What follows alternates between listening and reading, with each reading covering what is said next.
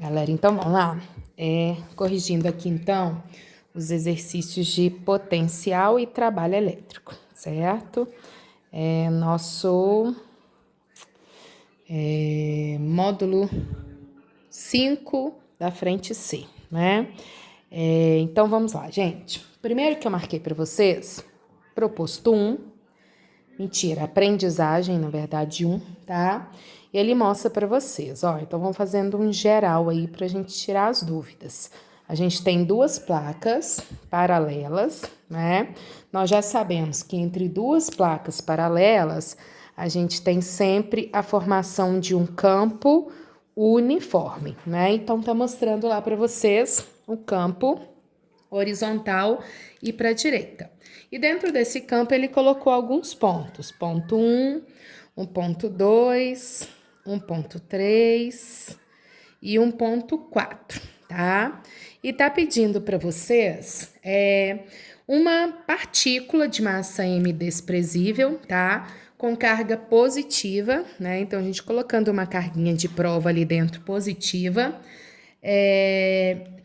adquire maior energia potencial se for colocada em qual ponto? Então vamos lá, gente. Quando eu pensar em energia potencial, eu estou pensando em trabalho, tá? Energia potencial e trabalho nada mais é que a mesma grandeza. Então, calcular a energia potencial, calcular a quantidade de trabalho necessária para deslocar essa carga. Então, a gente aprendeu que quando o campo é uniforme, a gente sabe o seguinte: diferença de potencial é trabalho sobre a carga, né? Então, o que vai ser trabalho, gente? A diferença de potencial vezes a carga, beleza? Então, olha lá. Como aqui eu quero saber em cada ponto, então a carga é a mesma, é a positiva, né? O que tiver maior trabalho tem maior energia potencial armazenada ali, energia elétrica, tá? Então mete bronca, olha. O que a gente aprendeu? A gente aprendeu que o potencial, ele diminui no sentido do campo, né? Então, cadê as superfícies equipotenciais? Vocês sabem que quando o campo é uniforme, a superfície equipotencial são retas paralelas, sempre formando 90 graus com o campo, né? E como o campo está para a direita, gente, o potencial vai diminuindo no sentido do campo. Então, o campo no ponto 1 é maior que o campo no ponto 2, que é maior que o campo no ponto 3, que é maior que o campo no ponto 4, tá vendo? Olha, então, superfície equipotencial, o campo tá assim, ela sempre formando 90 graus, sendo retas paralelas. Então, à medida que vai, olha, seguindo o sentido do campo, o potencial está diminuindo. Então, em qual ponto a gente tem o maior potencial? No ponto 1, se eu tenho maior potencial, eu tenho maior trabalho. Automaticamente, eu tenho a maior energia potencial elétrica armazenada no ponto 1, devido ao maior potencial. Tranquilo? Então, vamos para o próximo aí. Só conferindo aqui. Então, vamos lá, ó. O 2 vocês têm vídeo, o 3. Vamos lá. Aprendizagem 3. O aprendizagem 3, também, ó, vamos ficar atentos aos dados que a gente aprendeu. Vocês têm isso aqui. Um ponto B que está aqui e um ponto A que está aqui. Presta atenção que ele deu o campo. O campo elétrico, ele também é uniforme e ele está assim, ó, horizontal e para a direita, igual o número 1, tá? Só que não está registrando a todas as linhas, está colocando uma só, mas eu sei que aqui tem um campo horizontal e para a direita, tá? Aí ele coloca aí pra gente 3 caminhos para a gente sair do A e chegar no B. Aqui um caminho e aqui um outro caminho, tá? Então, 3 caminhos para sair do A e chegar no B. De cara, gente, se o nosso campo é uniforme, e essa é a direção no sentido do campo, a gente já sabe que nós vamos ter o quê? Superfícies equipotenciais dentro desse campo. E é igual ao número 1, gente. Se eu tenho um campo, ó, horizontal para a direita, cadê as superfícies equipotenciais? São retas paralelas. Então, a gente vai ter reta aqui, reta aqui, reta aqui, reta aqui. Então, o ponto A vai ter uma superfície equipotencial, representando o potencial de A, e o ponto B vai estar em outra superfície equipotencial, tá? Então, beleza. O exercício pergunta o trabalho realizado nos processos 1, 2 e 3 são iguais ou diferentes. Então, se ele seguir esse caminho ou esse caminho, o trabalho é igual ou diferente. Gente, o trabalho é idêntico. O trabalho é o mesmo nos 3 caminhos. Por quê? Como que eu iria calcular trabalho aqui? Trabalho seria, ó, para sair do A e chegar do B, seria a diferença de potencial de A até B vezes essa carga, tá? E qual que é a diferença de potencial de A até B? Eu vou pegar só a distância aqui, gente, ó, em relação ao sentido do campo. Então, não me interessa esse caminho, esse caminho, esse caminho. A distância que a gente analisa é sempre na direção do campo. Então, vou pegar o potencial para cá, menos o potencial para cá. Então, se eu pego para esse caminho, para esse caminho ou para esse caminho, independente, eu tô saindo dessa superfície equipotencial e chegando nessa, tá? Então, isso que a gente precisa ficar atento. Se eu saísse de A e fosse em linha reta até aqui, então aqui é o potencial de A, aqui é o de B, né? Se eu fosse em linha reta, se eu fosse assim, se eu saísse dando volta, se eu fosse lá em cima, depois voltasse aqui, se eu saísse daqui, descesse, depois chegasse aqui, não faz diferença. Eu estaria saindo dessa superfície equipotencial, onde está o ponto A, e aí qualquer ponto aqui teria o mesmo potencial, e estaria chegando nessa superfície equipotencial que tem o ponto B, certo? E aí, independente da posição, em qualquer ponto eu teria o mesmo potencial. Então, isso que vocês precisam ficar atentos. Saindo daqui, chegando lá, ó, a distância na direção do campo é igual nos 3 caminhos, porque é do potencial A até o potencial B, tá bom? Portanto, não interessa a trajetória. Só ia ser diferente se eu tivesse aqui, ó, diferença de potencial diferente. Aí tudo bem, eu teria um trabalho diferente. Tá joia? Agora, gente, o próximo. Pegando o próximo que eu marquei aí para vocês. Deixa eu voltar aqui. Eita. Perdi, gente. Peraí, só um minuto. Ó, o próximo que eu marquei aí foi o proposto. Então, vamos lá. Os outros aí vocês têm vídeo, tá? Então, vamos lá no proposto 1.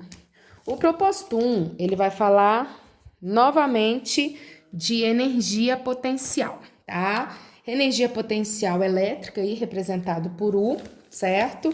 Então, tudo bem. O que seria a energia? Vamos voltar lá. A gente sabe que a energia potencial, que ele está chamando de U, é equivalente a gente calcular o trabalho, né? Então, eu sei que a diferença de potencial é trabalho sobre a carga. Então, o trabalho nada mais é que o potencial vezes a carga, a diferença de potencial vezes a carga. Então, vamos lá. O exercício está falando o seguinte: a energia potencial de 2 partículas, em função da distância que as separa, está representado no gráfico da figura aí, tá? Então, esse daí, olha, a gente tem um gráficozinho e presta atenção que vocês não vão precisar enlouquecer muito nesse daí não, bem tranquilo. O nosso gráfico tá mostrando aqui a energia em joule, tá? Em função da distância em 10 a menos 10 metros. E aqui tá 10 a menos 18 joules, certo? E mostra esse gráficozinho aí pra gente. Então, ele pede o seguinte, uma partícula, ela está posicionada aí fixa em uma posição, né, enquanto a outra se move devido a uma força elétrica. Quando a distância entre elas varia de 3, então a gente vai pegar aqui, ó, de 3 vezes 10 a menos 10 até 9 vezes 10 a menos 10, né? A gente quer saber o que acontece com a energia cinética do movimento. Gente, lá na dinâmica a gente vai trabalhar isso, tá? Mas isso é uma análise que vocês aprenderam lá no primeiro ano na parte da dinâmica. Quando eu quero analisar energia cinética, eu consigo fazer análise pelo trabalho, tá? Então, variação de energia cinética de um corpo é equivalente a calcular o seu trabalho. Por isso que aqui eu tô falando, a energia elétrica é equivalente ao trabalho, a energia potencial gravitacional é equivalente a calcular o trabalho da força-peso, a energia potencial elástica é equivalente a calcular o trabalho da força elástica. Então, se eu souber o trabalho, eu vou saber a variação de energia cinética dela, tá? Então, já está no gráfico. Vocês vão lá, ó. Quando for 3, quanto vale lá a energia? Então, nós vamos pegar lá bonitinho. Quando o raio é 3, a gente tem uma energia que vale 3, uma energia aqui, ó, que vale 3 vezes 10 a menos 18 joules, tá? E quando o raio for 9, a energia vale, pegando aqui, quando o raio for 9, a energia tá valendo 1 vezes 10 a menos 19. Então, houve uma variação de energia de 2 vezes 10 a menos 19, certo? O detalhe é o seguinte, vocês viram que aqui, aumentando o raio, foi diminuindo a energia potencial, né? Porque vai ficando mais distante da carga, vai diminuindo a energia potencial. Só que ele pediu a cinética, e aí que tá o detalhe, gente. Se essa partícula estava parada e ela começa a afastar devido a uma força elétrica, a velocidade tende a aumentar. Então, a gente teria ali um aumento de 2 vezes 10 a menos 18 na energia cinética.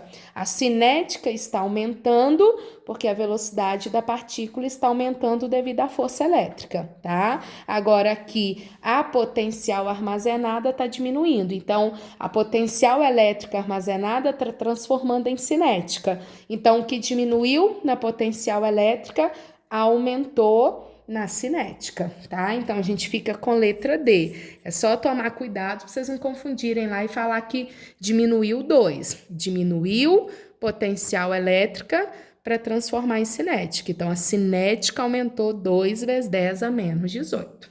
Ok, galera? Então, esse aí é só tomar cuidado mesmo na interpretação, tá? Agora, nós vamos pro... Deixa eu achar aqui. Deixa eu fazer uns aqui, gente, só, mesmo os que tem vídeo, só para a gente relembrar aí algumas coisinhas. Olha o proposto 5. Proposto 5, você tem um pontinho aí e você tem várias circunferências aí, tá? Então, olha lá, isso daqui a gente aprendeu o seguinte... Quando você tem uma carga, ao redor dessa carga, a gente tem várias linhas de campo, né? E essas circunferências aqui são as superfícies equipotenciais, né? Então, tá vendo que num determinado ponto aqui, ó, tá falando que é 10 volts, que é o ponto N, né? Depois você tem um ponto M aqui que tá nessa superfície, tá dando pra gente 5 volts. Aí, nesse outro aqui, tá dando 2,5 volts. Isso quer dizer o seguinte, gente. Se eu estivesse apontando o campo estaria assim, ó. Saindo da carga, mostrando para vocês que, olha, o potencial vai diminuindo no sentido do campo, certo? Então, nessa circunferência aqui, qualquer ponto dela, o potencial vale 10. Nessa circunferência aqui, qualquer ponto dela, o potencial vale 5.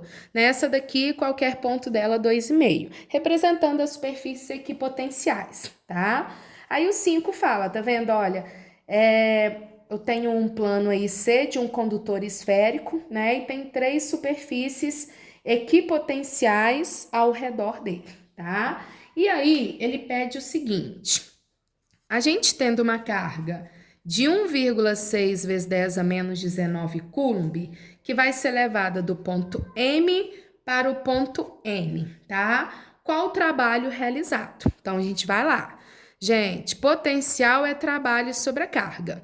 Então, trabalho é potencial vezes a carga. Eu quero o trabalho para sair de M e levar até N, né? Então, eu quero a diferença de potencial de M, N, vezes a carga, tá?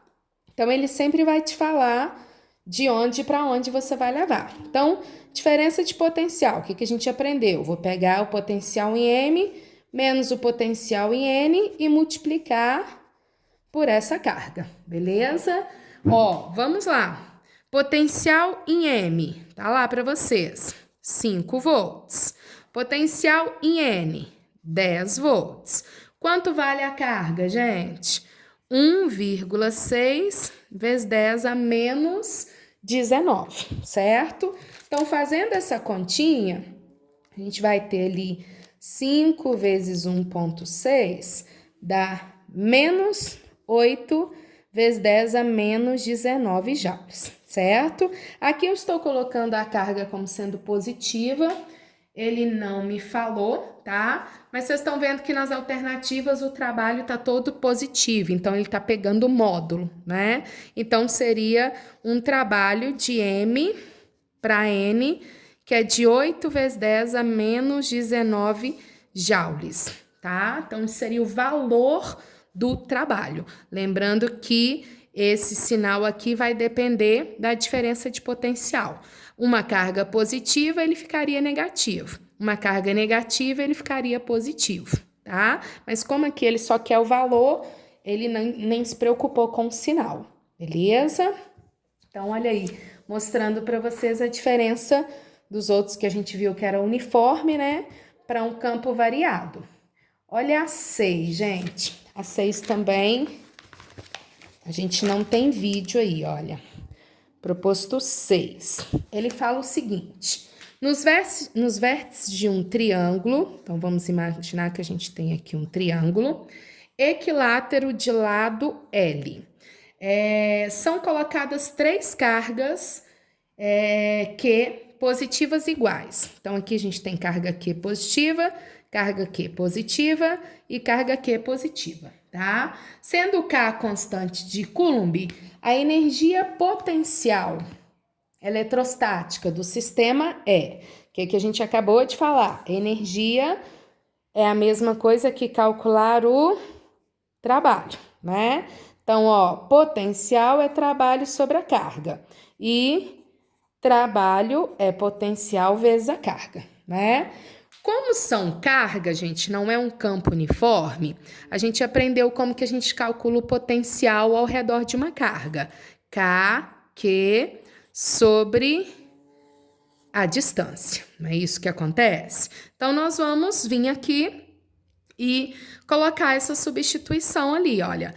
O potencial é para cada carga, né? Como são 3 cargas, você vai ter potencial dessa nessa, dessa nessa e dessa nessa, tá? Então, uma influenciando na outra. Então, o que vai virar aqui, olha? Quando eu substituir o trabalho, a energia potencial, para 2 cargas ou para 3 cargas, né? Para interação entre elas, vai ficar K, Q sobre D. Então, olha lá, gente.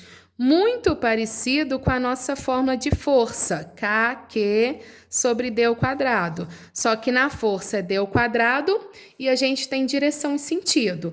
O trabalho, a energia potencial, não, tá? Então, olha, ou eu posso simplesmente fazer o potencial vezes a carga, ou eu vou ter que substituir o valor do potencial vezes a carga, né? Como aqui, gente, eu não tenho o potencial delas, eu tenho só as cargas, então essa daqui teria que ser a nossa fórmula. E aí fica tranquilo, porque se eu chamar essa de A, essa de B, essa de C, a gente vai ter o trabalho de A em B, né, da carga A com a carga B. A gente vai ter o trabalho da B com a C e a gente vai ter o trabalho da A com a C. Como que eu vou achar a energia total delas, o trabalho total. Eu vou somar das três, tá? Como elas são iguais, olha, mesma distância e mesma carga, eu já posso colocar 3 vezes K. Qual o produto das cargas? Como que elas são idênticas, é Q vezes Q. E qual a distância entre elas? É L. Então, ficaria 3KQ ao quadrado sobre L. Entendeu a jogada? Então, quando é trabalho, gente, energia, né, ou até mesmo potencial, simplesmente sai somando. Como não é vetorial, só somar tudo. Como aqui elas eram iguais, são 3, soma ali a relação das 3. Tá joia? Agora, a número 7. A número 7, proposto 7 aí, ela fala o seguinte pra gente. A gente tem uma carga N de 2 coulombs, né, que está num ponto A do espaço onde existe um campo elétrico. O trabalho realizado pela força para deslocar essa carga do infinito até o ponto A é W, tá? Então, gente, o potencial no infinito é 0, beleza? Então, eu não vou nem precisar calcular a diferença de potencial, já que no infinito é 0. Então, eu preciso só analisar o potencial no ponto A, né? E aí a gente vai calcular o trabalho. Vocês já sabem que o trabalho é a diferença de potencial vezes a carga, tá? Então, o trabalho para sair lá do infinito e chegar no ponto A vai ser o potencial do infinito ao ponto A. Como é 0, nem faz diferença pra gente. Então, vamos lá. Potencial no infinito 0, potencial em A, e assim vai. Se o potencial elétrico no ponto A vale 30 volts, tá vendo que ele me deu bonitinho? Qual é o módulo do trabalho? Então, ó, trabalho para eu tirar ela do infinito até o ponto A. Potencial do infinito ao ponto A vezes a carga, né? Então, gente, potencial no infinito menos potencial em A vezes a carga. Lembra que eu falei para você, sempre vai te falar de onde para onde, né? Infinito, como eu disse, é 0, potencial em A ele me deu é 30, o valor da carga é 2, né? Então, ficamos ali com menos 60 joules. Menos, porque eu estou indo do infinito para o 30 aqui, então dá negativo. Como lá na resposta ele pede módulo, então seria um trabalho de 60 joules para trazer essa carga até um ponto A. Tranquilo? Beleza? Então, vamos lá, gente. O próximo é o número 9. Deixa eu colocar aqui. O 9, nós temos um hexágono, um hexágono regular. Vou dizer aqui mais ou menos.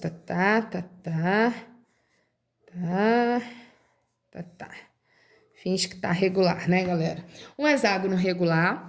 Em todos os vértices, a gente coloca 6 cargas idênticas, tá? Aí tá falando que essa distância aqui é R e que os lados aqui também valem R, tá? E pede para vocês o seguinte, com base nesse arranjo aí, vamos discutir as afirmações.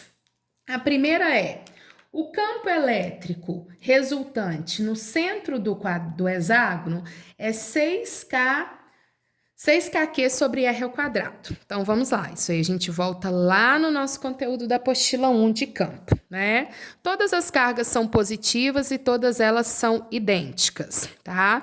Estão à mesma distância, então vão ter o mesmo campo.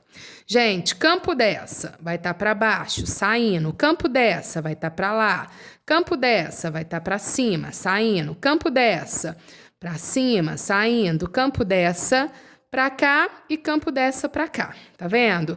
Então, tô colocando o campo dela saindo, sempre do positivo sai. Então, sai, dessa daqui sai, e assim vai. O que vai acontecer lá no centro? O campo resultante vai dar 0, porque são todos iguais, não é? Então, olha, um acaba anulando o outro. Então, o campo resultante é 0, logo a 1 é falsa, tá? A 2. O trabalho necessário para trazer uma carga Q do infinito até o centro do hexágono é. Então, vamos lá, gente. Nós vamos pegar uma carga Q e vamos trazer do infinito até o centro, né? Então, o potencial no infinito, a gente sabe que é zero. Então, a gente precisa saber o potencial no centro, tá? Como são 6 cargas, gente, nós temos um potencial resultante aí, tá? Então, a gente tem que calcular o potencial resultante. Como que eu calculo o potencial resultante? Soma o potencial de todos eles. São 6 cargas, não é vetor. Lembra que esse aqui não é vetor, é só somar mesmo, ó. São 6 cargas, então são 6 potenciais. Como todos eles são iguais, gente, eu simplesmente posso fazer 6 vezes o potencial de uma carga, né? Então, qual que seria o potencial? K, Q, sobre a distância que é R, né? Que vai até o centro. Então, que seria o nosso potencial resultante, beleza? Como eu quero o trabalho, o que que eu faço? Eu pego o potencial vezes a carga. Quanto que deu o potencial resultante? 6kq sobre R. Nem preciso usar aqui que vai dar zero, né? 0 menos ele vai dar ele. Vezes o valor da carguinha. Então, olha lá. 6kq sobre R. Então, a número 2 é verdadeira, tá? Então, cuidado. Quer achar potencial resultante? Soma o potencial de todas as cargas. Tá joia? E o 3 pergunta o seguinte: a força resultante sobre uma carga Q de prova colocada no centro do hexágono é nula? Sim, né, gente? Por quê? Se a gente tem lá dentro, lá no centro, um campo resultante que é zero, campo é força exercida, que é igual, tá, gente? Força exercida sobre uma carga, né? Então, se o campo é zero, a força resultante também é zero. Ela ia ficar paradinha ali no centro, tá joia? Então, a 2 e a 3 são